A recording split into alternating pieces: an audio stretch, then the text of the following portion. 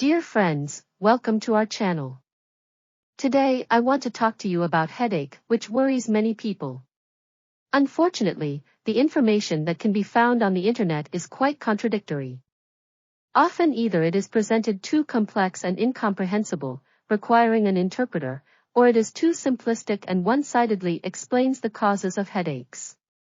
We will try to find the golden mean and tell you about headaches simply enough, but not simplifying too much. In general, headaches can occur for a variety of reasons. For example, they can be associated with some kidney disease, but this is quite rare. In 90 to 95% of cases, headaches are caused by four main reasons, which I'll talk about in a moment. The first cause of headaches is tension headaches.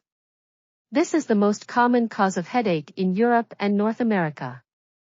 I'll talk about it in a little bit more detail next. The second cause is migraine. It's the second most common cause. The third cause is headache associated with cervical spine injury.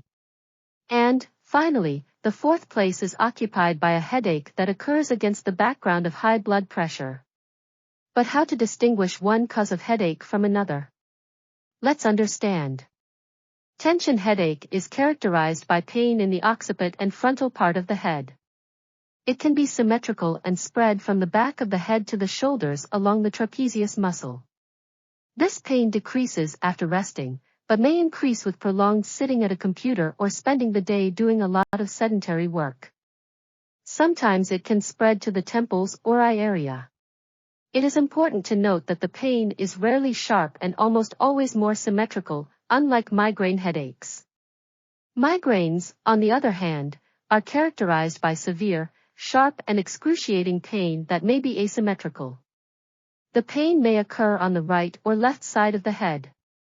Migraine attacks can last from a few hours to a day, but after the attack, the headache usually subsides. It is interesting to note that migraine attacks can recur 3 to 7 times a month. However, in between migraine attacks, there is usually no pain sensation. The third most common cause of headaches is headache associated with a cervical spine injury. It is usually accompanied by pain in the back of the head, may spread to the temples or eyes, and may also present with neck and shoulder pain. Unlike tension headaches, which are often symmetrical, headaches caused by a cervical spine injury can be asymmetrical and felt more strongly on either the right or left side. Between migraine attacks, there is usually no pain sensation and the person feels healthy. However, with tension headaches or pain caused by a cervical spine injury, pain sensations may be present all the time or at some level. A headache caused by high blood pressure or intracranial pressure has similarities to a tension headache. It can occur due to overwork, stress, or prolonged time spent in front of a computer. However, unlike a tension headache, a pressure headache usually occurs abruptly and unexpectedly. It is important to note that headache treatment should focus on the underlying cause of the condition. If it is a tension headache, therapeutic exercises can help relieve tension in the neck muscles. If the cause is an injury to the cervical spine, specialist consultation and appropriate treatments are recommended. If the headache is related to high blood pressure, then it is necessary to consult a doctor to find the best treatment. In addition, massage is very useful for tension headaches, but it should be very soft, gentle, and pleasant. Rough and harsh forceful massage should be avoided. Also, with tension headaches it is often recommended to use special soft cervical collars, which can be purchased in pharmacies or orthopedic stores.